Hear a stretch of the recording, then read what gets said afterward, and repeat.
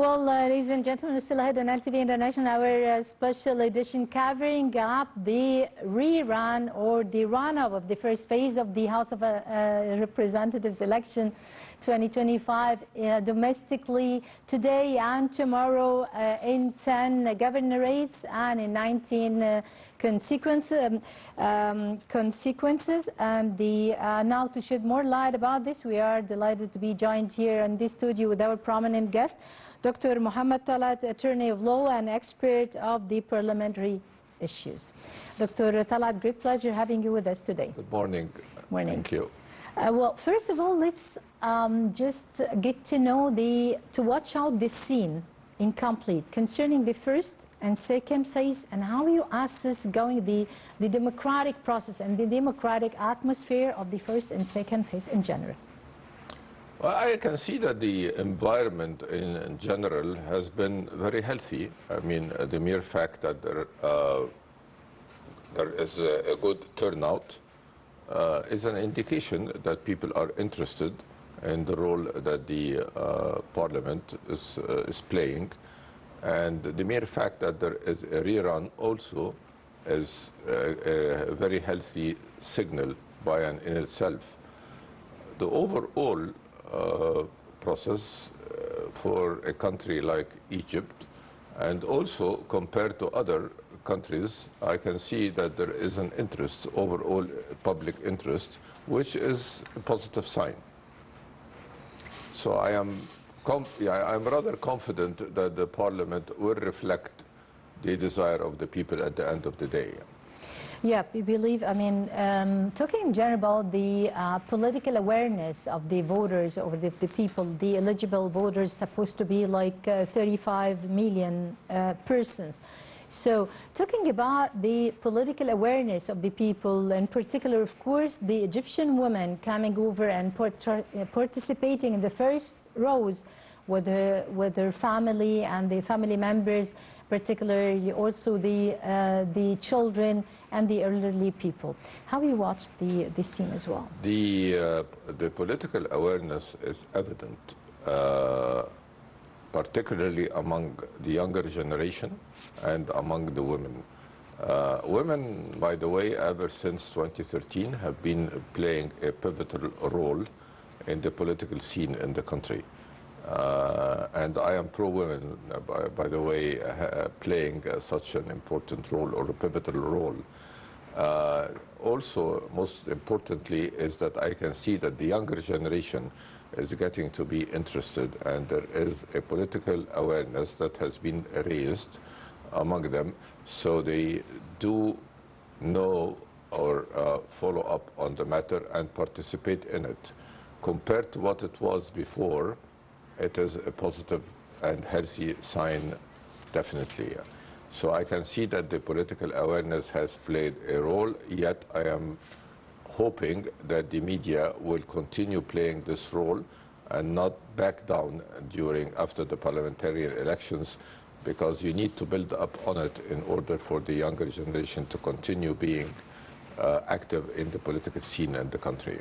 Yes, Dr. Talaat, please allow us to get in contact with our correspondent Abir Mitwali out of Giza, live from Giza. Very good morning to you, Abir, and tell us please about the developments on the ground concerning the preparations and all the readiness of the electoral polls and stations over there in Giza. Yes, good morning, Hanan. Good morning, ladies and gentlemen. I am in Giza Governorate, particularly in Mbeba, Monira. People are queuing from the very early hours of the morning, since 7 a.m. here, to cast their ballot for the runoff of the first phase of the presidential election. In Giza here, Hanan, we have 24 polling stations, 62 subcommittees, and 14 candidates are competing for 2 seats. Also, the rerun will be held in 19 constituencies in 7 governorates governorates. They are Fayoum, Alexandria, Al-Bahira. In addition to the rerun, there will be also one case of the runoff in Itza in Al Fayoum. Also, the runoff applies only in the individual seats, Hanan.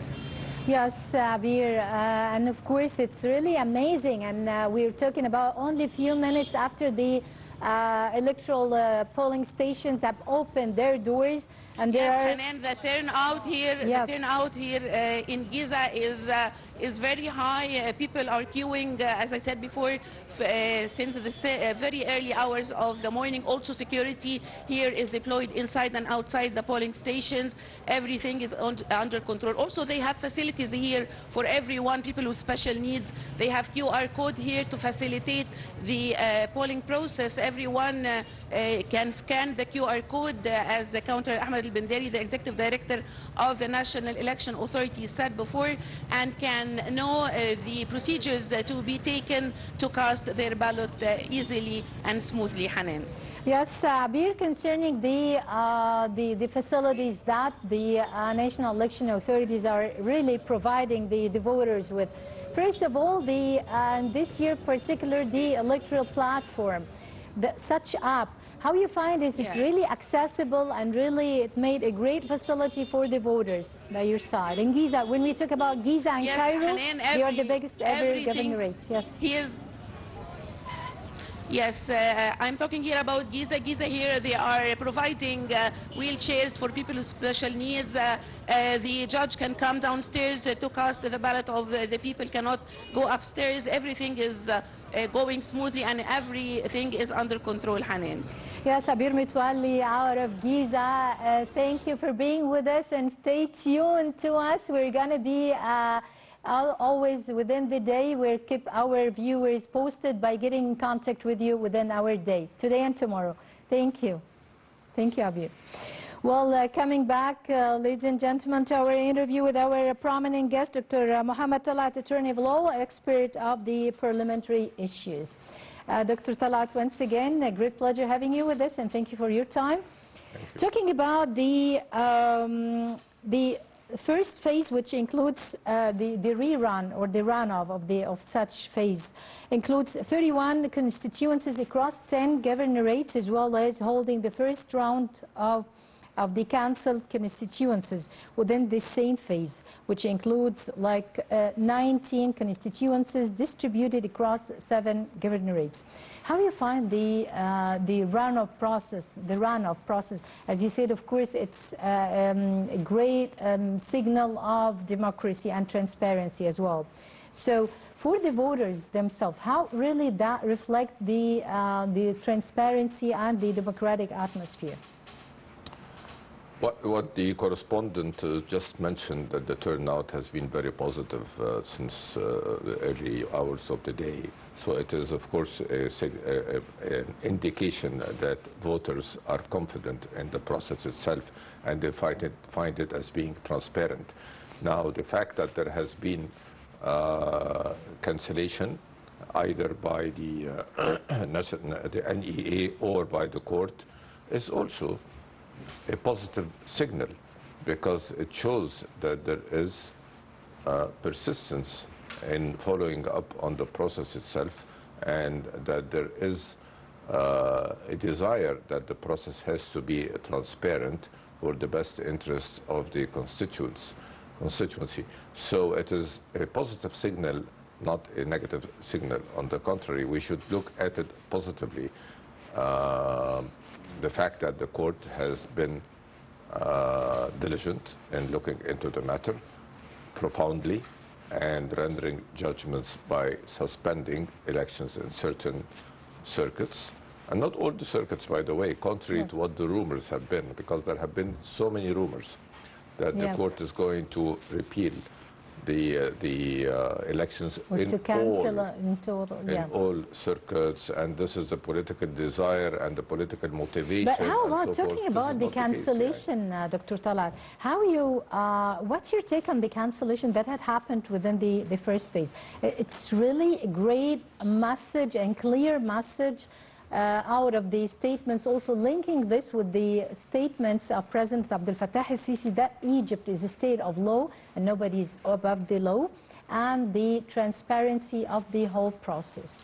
So the President in the note or the tweet has been very adamant that the country is a state of law, and accordingly the process has to be intact. And he called upon the NEE to examine the matter in order to ensure that the process is being proper and being run in an intact guideline. So, of course, this is a reflection of the desire of the President and the entire state that the country has to be always bound by the legalities, and there shouldn't be any irregularities in the process and the election process.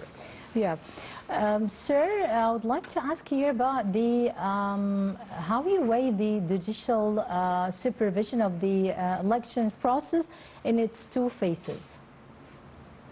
Well, the process itself now is being supervised by the NEA and not the judiciary as it used to be before. Mm-hmm.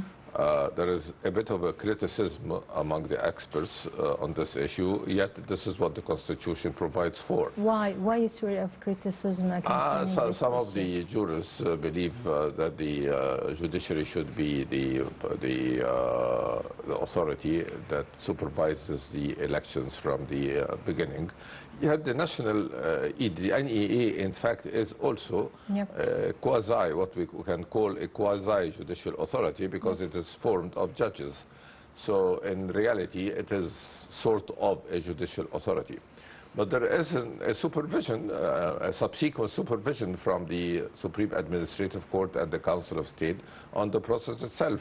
And based on that, there have been certain judgments that were rendered by the court last week, suspending the elections in certain circuits, and forwarding others to the Court de Cassation or the Court of Cassation.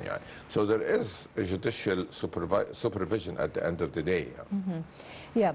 Talking about the House of Representatives in its time 2025, how it will be like a critical and crucial time for the new representatives to work in, and what your point of view concerning the most ever important files on the table of the new representatives in this, in the next phase, in the first phase of the The Parliament is a constitutional pillar.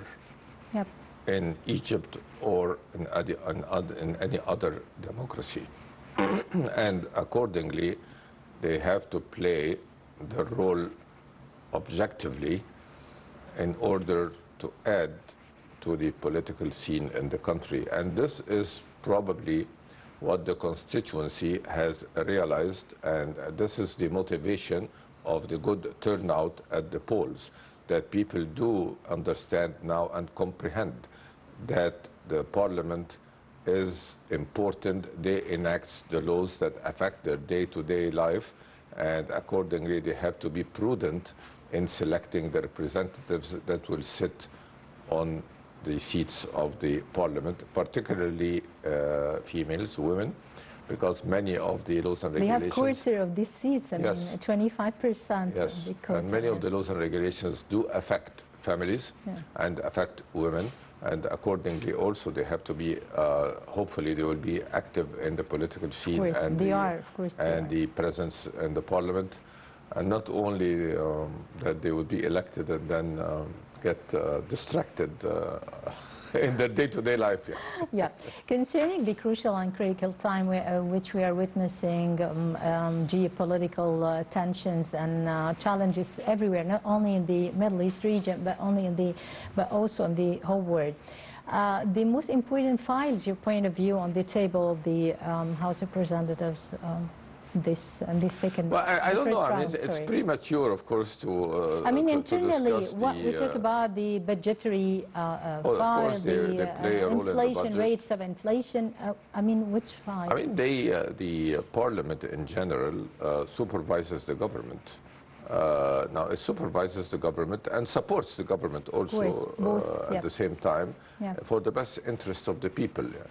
So they provide guidelines and they provide assistance to the government in order to straighten certain of the procedures and actions carried out by the government in order to help the economy, to boost the economy and push it forward. So it is an impetus at the end of the day for the economy of the country. Yeah. And that's why there are committees. I mean, there are so many committees inside the parliament, and the committees do study issues and present them and help present them in the to the parliament, and the government attends the parliament itself. Yeah. And based on that, there should be a good cooperation between them and at the end of the day. And talking and defending the rights of the citizens as well. And defending the rights of the people. And relaying the points of view of the constituency to the parliament and to the government. Dr. Mohamed Talaat, attorney of law and expert of the parliamentarian issues, many thanks for your time and for being with us, for your insights as well. Have a good day. Well, ladies and gentlemen, short break and we'll be right back.